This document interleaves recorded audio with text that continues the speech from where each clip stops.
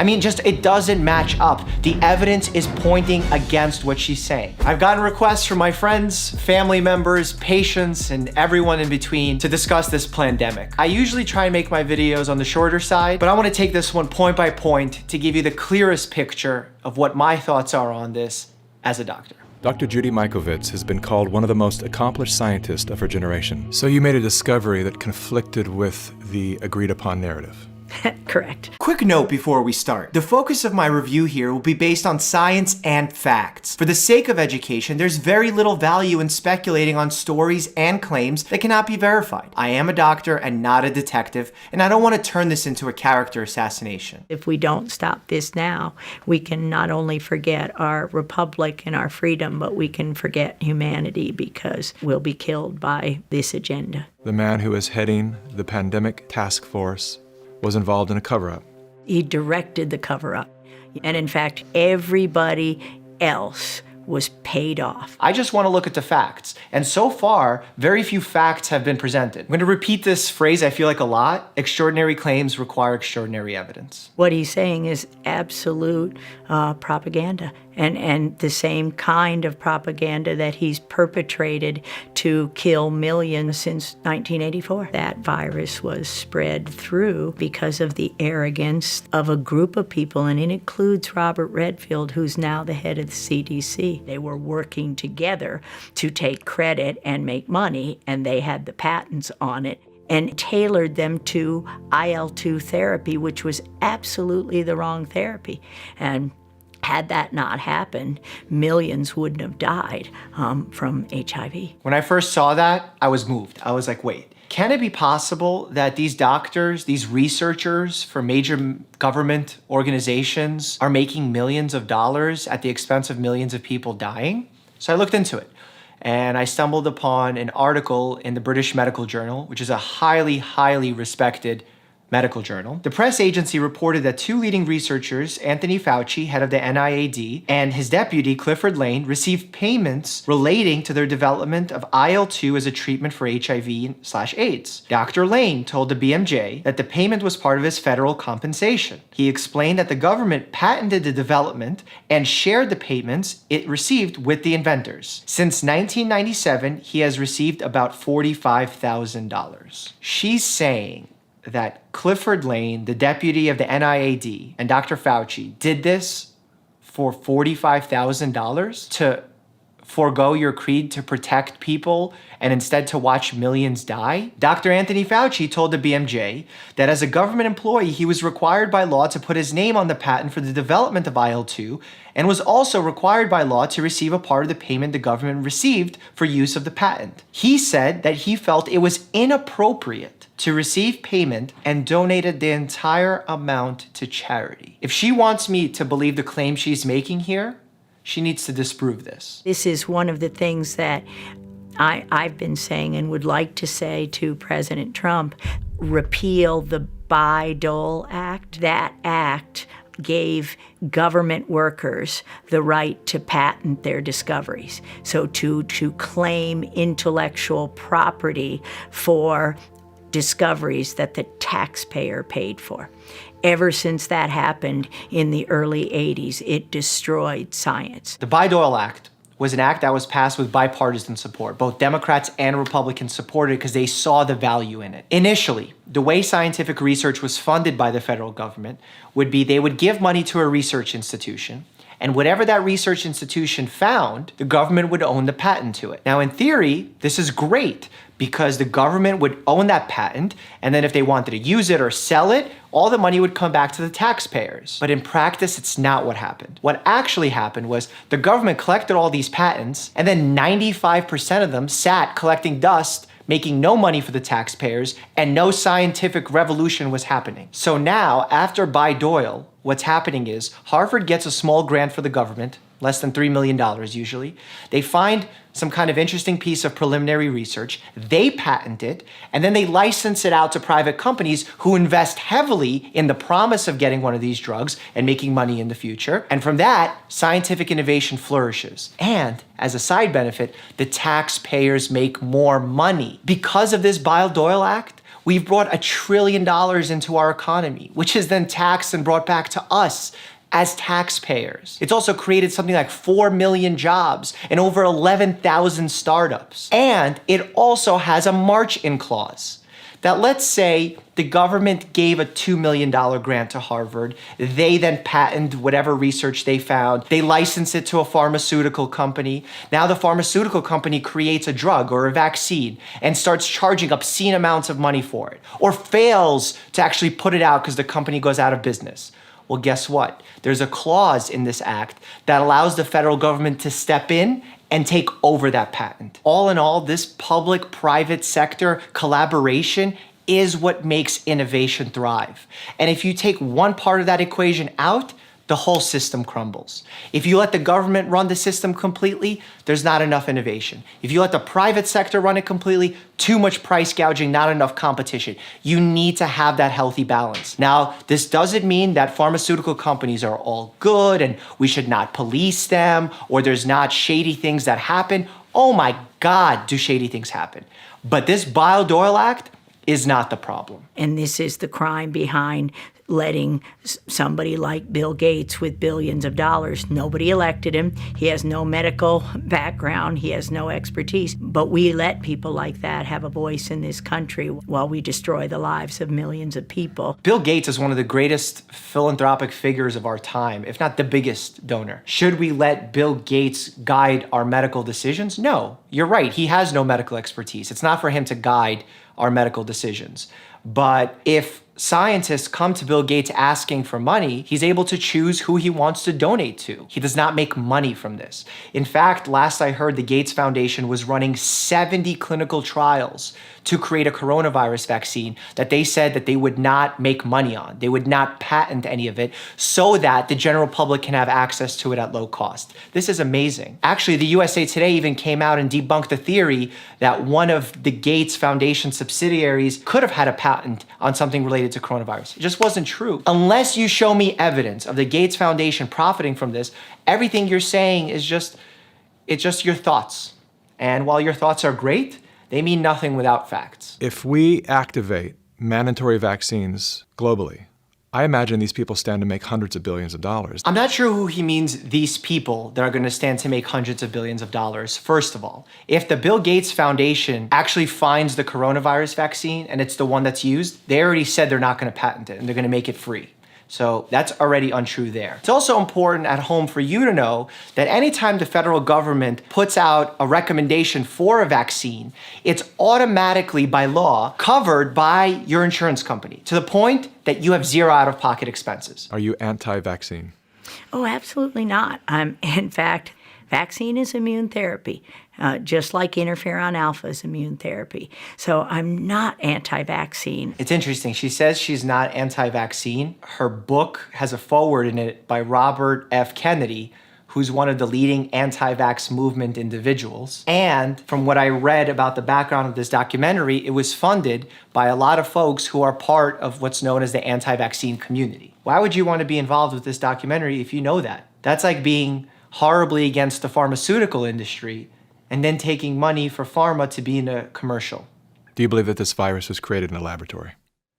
I wouldn't use the word created, but you can't say naturally occurring if it was by way of the laboratory. Again, this is her giving her expert opinion that she believes that it was done in the lab. I've seen other experts say that they believe that it could totally have come from nature and jumped from animal species to human species. I also don't think that point's really important because there's never been any evidence to say that this was deliberate. In fact, if it was deliberate, this would be the worst ploy of all time. It's destroying the world economy, affecting everyone. And do you have any ideas of where this occurred? Oh, yeah. I'm sure it occurred between the North Carolina laboratories, Fort Detrick, U.S. Army Research Institute of Infectious Disease, and the Wuhan laboratory. How can you be sure? There's so many virologists who have the same specialty as you that say that it could have easily come from a specific animal species and then jumped to humans. And then you're sure that it happened between these laboratories. I think even scientists should be comfortable with the unknown or the fact that they may be wrong. $3.7 million flowed from the National Institutes of Health here in the U.S. to the Wuhan lab in China, the same lab where many people have said that this coronavirus infection first originated. The United States gives grants all the time. In fact, when you're talking about research on viruses, it takes an international collaboration for that to work. Because we know very well that anytime you have a virus outbreak that can spread in one country, it's going to end up in another country if the virus has any kind of infectivity at all. That's why it becomes a pandemic. So we have to be collaborative and give research grants and study each other's research. That's part of it. That doesn't show any kind of maliciousness or negative intent. If my husband were to die, who has COPD, his lungs have fibrosis, his lungs would look exactly like somebody with COVID-19 theoretically, but he has no evidence of infection. So if you're not testing and you don't have evidence of infection, and if you walked in there today, they'd call it COVID-19. If you're coming in for a broken leg and your leg gets infected and you end up dying from that infection, we won't just put COVID-19 on your death certificate. If you had COVID-19, you were screened and tested for it and you came positive, we would. That would be counted in the death toll. And you may think that's unfair, that's inaccurate, it may increase the numbers. All we have to do is look at overall mortality for the last few years in a place like New York City. And you'll see that every wintertime, mortality spikes. But if you look at the spike for 2020, it's outrageous how many more people have died. You may be upset about the way we're categorizing them, COVID-related, not COVID-related, COVID presumed, but more people are dying. And the only thing that's changed is COVID-19. In fact, more people are staying home now because of social distancing, meaning that less trauma, less car accidents, but the deaths skyrocketed. When I'm writing up my death report, I'm being pressured to add COVID. Why is that? Why are we being pressured to add COVID? To maybe increase the numbers and make it look a little bit worse than it is? No one's being pressured. The CDC puts out recommendations of how you decide what someone has passed from. And you're free to follow those recommendations or not. As a practicing physician, I filled out death certificates. When I was a resident, I would do death pronouncements all the time. And there are things that you write that contributed to a person's demise. For example, if someone had kidney cancer and it was end-stage kidney cancer, and while they were dying from kidney cancer, they got a pneumonia on top of that, I would put both on the death certificate. I can't say exactly which one is the reason they died, because you can't just say one thing. So yes, if someone has a heart attack, but they're also having a COVID infection, it's very reasonable to put both on the death certificate and count it towards the COVID death toll. Now, whether or not you think this would create misinformation, that's your choice. But again, look at the amount of people that have died in comparison to the last 10 years.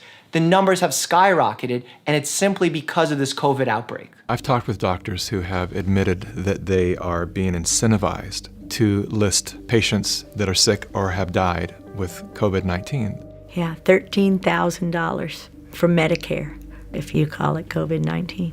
Right now, Medicare has determined that if you have a COVID-19 admission to the hospital, you'll get paid $13,000. If that COVID-19 patient goes on a ventilator, you get $39,000, 3 times as much. The $13,000 and the $39,000 figure are accurate. This is how hospitals are reimbursed for COVID-19 patients.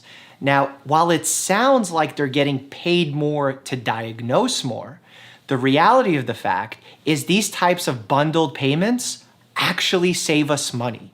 Let me explain. Before these types of bundled payments, the way hospitals would bill insurance companies for treatment would be to say, we did this, we gave these medications, the patient stayed this long, these are the doctors they saw, these are the skilled technicians that took care of them, and they would bill for all these services. And what we found was they were just wasting a lot of money and not delivering great care. So what CMS did was they said, let's take an average in an area of how much hospitals are spending on a typical pneumonia case, on a heart attack case, and make it a standardized payment that then the hospital has to make do with in treating the patient. And what came out of that? Well, the hospitals became more effective. They said, we need to be more cost effective and we need to deliver better quality care to get patients better sooner so they can leave and we can save some of that extra money for ourselves as a profit. The reason why we're paid $13,000 is because we're spending time, resources, medications on that patient. And on average, it costs $13,000 to deliver that care. In some areas, maybe it'll cost less than that, and therefore you're left with more profit. In other cases, it gets really complicated and it costs a lot more than that, and you lose money. But on average, it should cost around $13,000. That's the fair rate set by CMS. Again, this is very effective, both in terms of cost-saving measures and patient outcomes. Now, the $39,000 figure for ventilators. It's not like hospitals are getting a 3 times bonus by putting someone on a ventilator. Ventilators cost money. Respiratory therapists need to get billed for their time. If a patient is put on a ventilator, they need to be sedated with expensive medications. They need to be put into the ICU. The reason hospitals are being paid $39,000 is because it costs more to deliver that level of care. It's not because now the hospital is getting rich by putting someone on a ventilator. The hospital is actually incentivized to deliver just enough care in order to get the most money out of it, but at the same time, get the patient better as soon as possible. The patients I'm seeing in front of me, the lungs I'm trying to improve, have led me to believe that we are operating under a medical paradigm that is untrue. And I fear that this misguided treatment will lead to a tremendous amount of harm to a great number of people in a very short time. When used improperly, ventilators can cause lung injury. This is a well-known phenomenon. However, when you have a new condition like COVID-19, which we've never seen before, we try and do our best and adapt to the situation as quickly as possible. Does that mean we're going to be perfect and we're not going to make mistakes and patients aren't going to suffer? Absolutely not. Whether you're an ICU doctor, a family medicine doctor, nephrologist, you have protocols that you're used to seeing. Patient comes in with condition X, you know treatment for that is Y, you need to order blood test A, B, and C to monitor their progress, and you follow these protocols that you've learned over your lifetime, and you know how to adapt. But with COVID-19, we're seeing really unique cases that we've just never seen described in medical literature before. So we're trying to learn very quickly, but in this process, unfortunately, patients have lost their lives. This is not because we're actively trying to harm our patients. This is simply because we're facing an unprecedented pandemic with a viral condition that is new to us. I want to know why Italy was hit so hard. Italy has a very old population.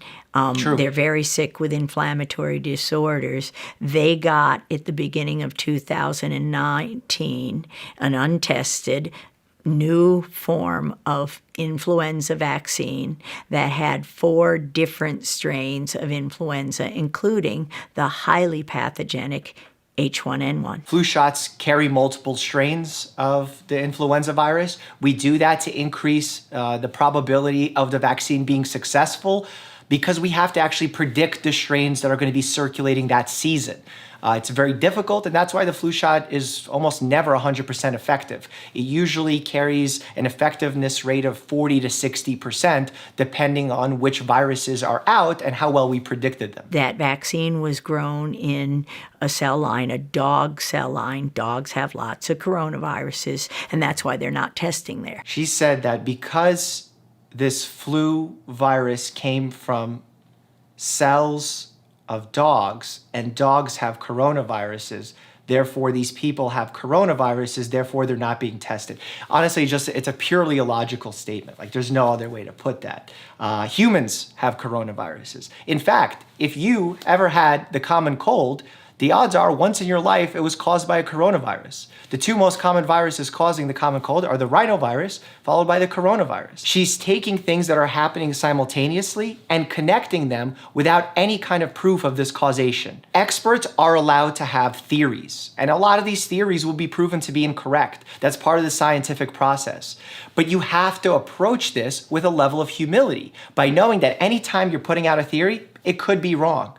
And I don't feel like she's doing that here by acting as if what she's saying is 100% accurate, with no evidence to back it up. One question remains. What happened to all the hydroxychloroquine? We know that hydrochloroquine and zinc, This gentleman here is a chiropractor, not a medical doctor or an osteopathic physician. are working great for patients. And then Fauci comes out and says, well, there's no double-blind controlled placebo study, which, by the way, Dr. Fauci Is there going to be a double-blind controlled placebo study of your vaccine? I've actually watched that entire clip of him giving advice to patients.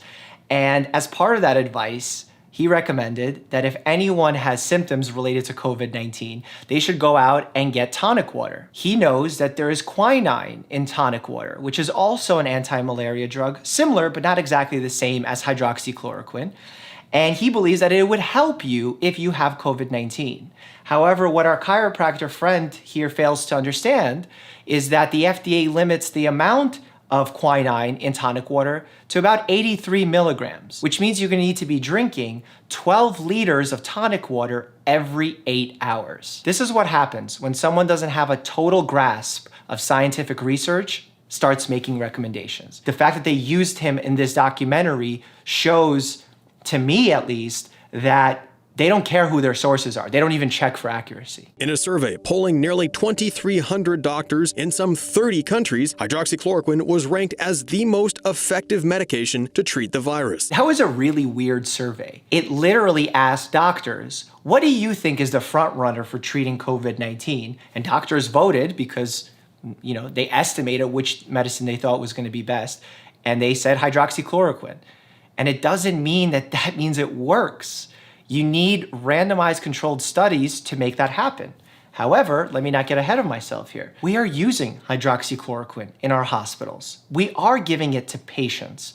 Those who are admitted, those who are not doing well with COVID-19, who are on ventilators, life support, cannot wait for randomized controlled studies. The FDA said in this situation, we can use an EUA, which is an emergency use authorization, to prescribe hydroxychloroquine for our patients. And honestly, our results thus far don't look great because patients are still dying taking hydroxychloroquine. And the reason why the AMA stepped in and said, hey, doctors, stop prescribing this, was because the day after President Trump announced that he thought this could be a potential game changer, again, someone that's not a medical expert giving their opinion, the doses prescribed of it skyrocketed, and then there became not enough of the medication for people who needed it for its legitimate FDA-approved uses, like malaria, rheumatoid arthritis, other autoimmune conditions. The AMA was saying, doctors will lose their license if they use hydroxychloroquine, the anti-malarial drug that's been on the list of essential medicine worldwide for 70 years. Dr. Fauci calls that anecdotal data. Dr. Fauci does not call hydroxychloroquine a medication that's based on anecdotal data. Hydroxychloroquine is absolutely an FDA-approved medication for several conditions: malaria, rheumatoid arthritis, autoimmune conditions. And the AMA has never said that if you use it for these approved uses, you will lose your license. That is utter nonsense. What they said was,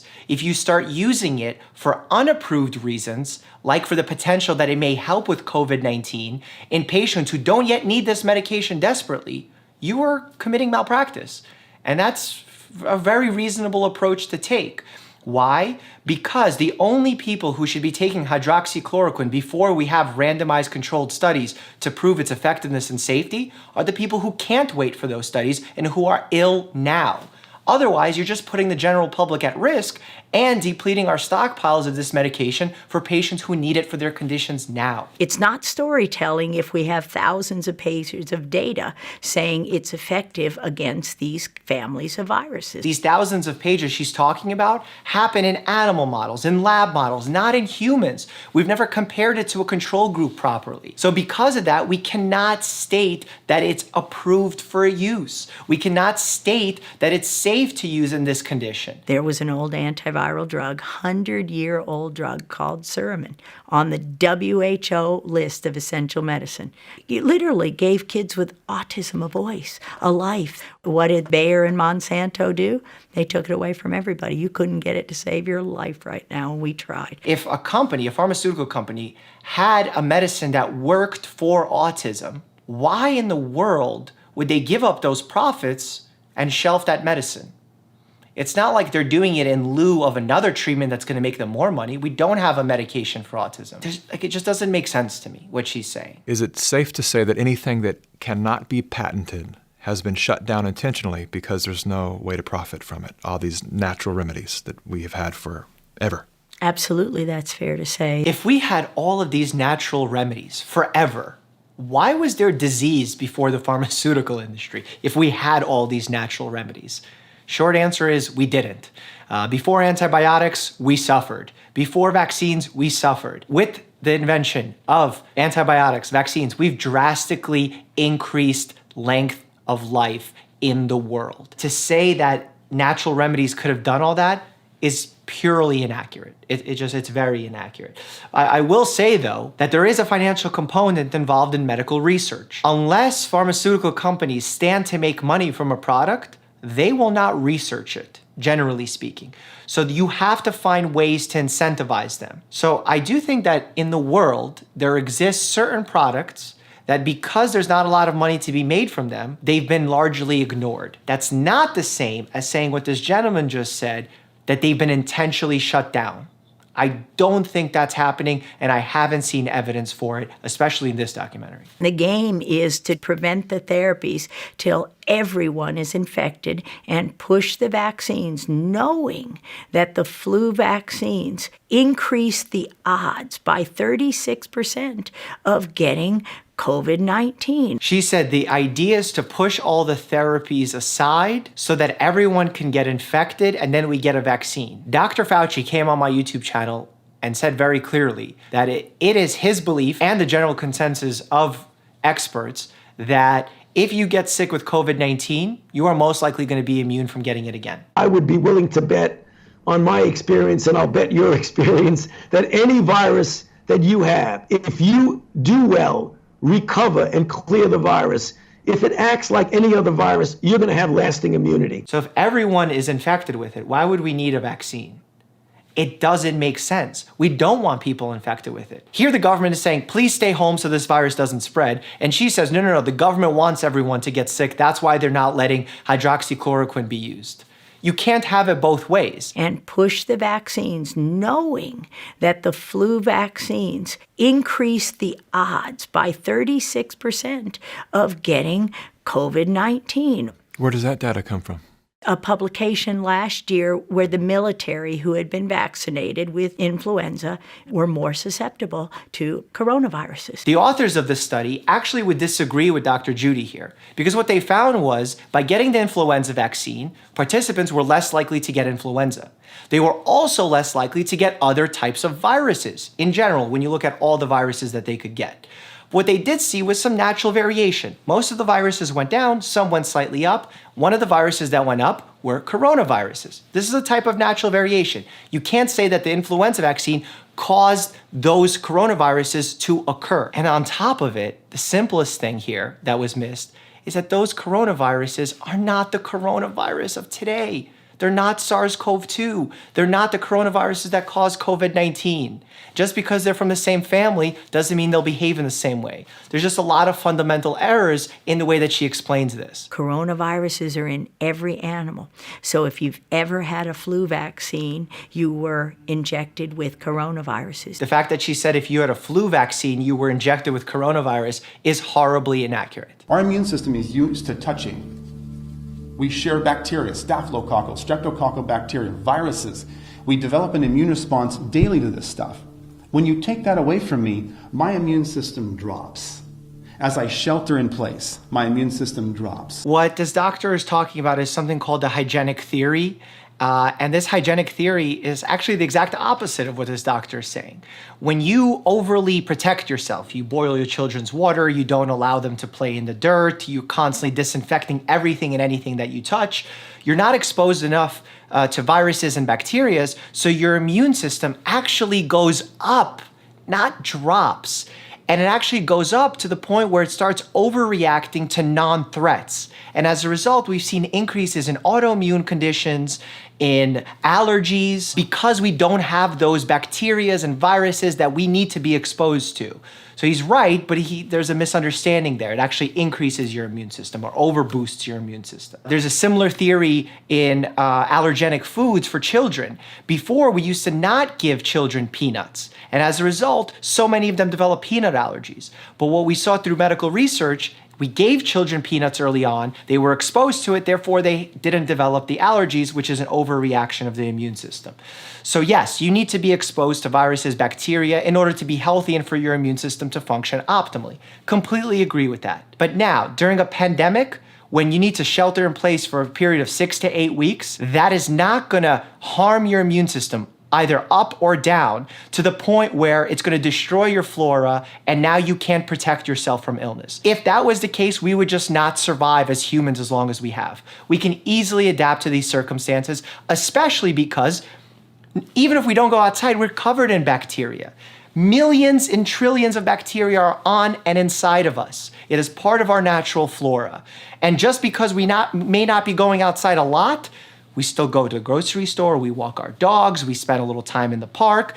That is more than enough of exposure to bacteria and viruses that your body needs in order to function optimally. And then as we all come out of shelter in place with a lower immune system and start trading viruses and bacteria, what do you think is going to happen? Disease is going to spike. What will happen, and I'm very confident of this, about disease going up once this pandemic comes to an end, those who were having symptoms of some kind of medical condition and didn't go get care because they were worried about getting sick with COVID-19 are then going to present to the hospital with much more advanced cases, which is why on my YouTube channel and on television, I've been telling patients, if there's something you're concerned about your body, do not hesitate to call your family medicine doctor, to visit a hospital. Why? Because there's other options available. You can do a virtual visit. You can come in through an isolation exit where you're not going to get exposed to COVID-19.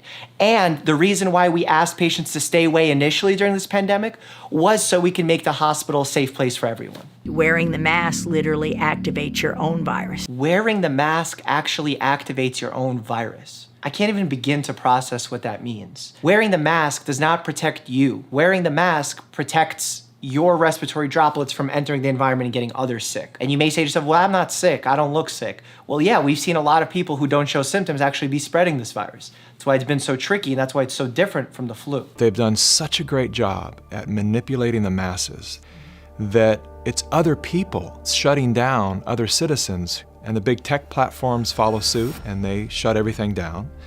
There is no dissenting voices allowed anymore in this free country. They're dissenting voices, and I'm hearing them right now, and no one's arresting them for saying this. That is the definition of free speech. Whether or not a company wants to put you on their server is not free speech. It's about public free speech. You're allowed to go say and hold any belief you want, as long as it's not putting the public in danger. I think we face a really difficult situation in talking about takedowns on social media. For example, the 2 urgent care doctors that were shown earlier in this clip, their video was taken down from YouTube. It's a fine line, because I'm a firm believer of putting out accurate information to combat misinformation. And I'm a firm believer that we need to listen to dissenting opinions until they get to the point where they become dangerous and or absurd. I guess when I say absurd, I think about Alex Jones. I'll admit it. I will eat my neighbors. I think YouTube or any other social media platform should feel very free to take that content down. Now, whether or not we should take content down of doctors we disagree with, I think it's difficult. I think in a situation like this where we're in a pandemic, there's evolving medical info, doctors are allowed to have different opinions. I think that unless someone is directly advocating for harm, like eating Tide Pods or something, I think only then should you be taking down content. And I'm blown away why there are not more doctors like me talking about this all over the place. We should be banding together right now. You need to wake up, because your liberties are getting taken away from you, all because of fake news. I don't know what freedoms are being taken away from him. We're recommending people to socially distance themselves and enforcing that to protect the general public, and doctors are coming together. In fact, I did a video interviewing 100 doctors sharing their journeys and how different we all are, but at the same time, we're so unified in our message about getting people to stay home, about why it's going to break our hospital system. In fact, I would love to invite this chiropractor to come into a hospital setting and see where patients are being treated for COVID-19, so he understands why the social distancing is a must, at least for the short term, until we figure out what's what, and then we could start reopening America strategically, smartly, and safely. It's not the scientists who are in any way dishonest. They're listening to people who for more than 40 years have controlled who gets funded, what gets published. And I'm sorry to say many, many people will simply take the money and the fame and that support things that absolutely aren't true. Are people betraying their ethics and going for the money at times? Absolutely. Absolutely. I'm not one of those people that believes everyone just wants to do things for the greater good. No. People need to be incentivized, and sometimes they make the wrong choices and let money guide them instead of what their initial goals were, or at least maybe their initial goals were always money. That's not a formula for success, A. And B, I don't think it's representative of the medical community as a whole. The huge majority of medical professionals, nurses, doctors, paramedics, pharmacists, they've went into this to help people. They did not go into this to make a killing financially. There's other ways to make money where you don't have to go through horrendous hours of education and training for over a decade of your life in order to make a decent living after getting hundreds of thousands of dollars in loans. You don't get funded if you don't speak the party line. You don't get published. That was probably the hardest thing for me to take, is understanding that scientific journals would twist the discovery that should have healed all. Do I think that if you have a radical idea in the medical community, initially you'll be ostracized? Yes. I think that's part of the process. If you look at any of the people that have made revolutionary discoveries in science, we're always looked at with a lot of skepticism initially. But you have to approach new ideas with a level of healthy skepticism. Otherwise, you'll just believe a lot of inaccurate information. And it's a very difficult job of agencies like the NIH, CDC, WHO to decide which theories they should test. So what we did pretty much ever since I got out of jail, we started an education company. We wake up doctors, and it's very difficult. But every doctor who realized they may have been part of the problem has now turned that around to march toward a better society and restore faith in the promise of medicine. I can sit all day and talk about the things that are wrong with medicine. But as a whole, we're helping people. We're eradicating diseases. We're decreasing the strain on our healthcare system of COVID-19 by treating patients, by finding vaccines. To say that the entire system is a fraud because she believes it to be without any kind of research to say that it is, I think it's a failure on her part more than it is ours. I want to leave off with a message to my fellow doctors and medical professionals out there. I feel like we need to do a better job with our scientific communication, of how we talk to people. We should not resort to heavy data, sarcasm, or even takedowns in order to silence this type of information. Allow dissenting opinions to be heard, confront them, correct them, and put the accurate medical info out there so people can make the decisions for themselves. Also know that I'm not the only doctor sharing this message. Here's actually a video of 100 doctors that I've interviewed talking about their battle with COVID-19.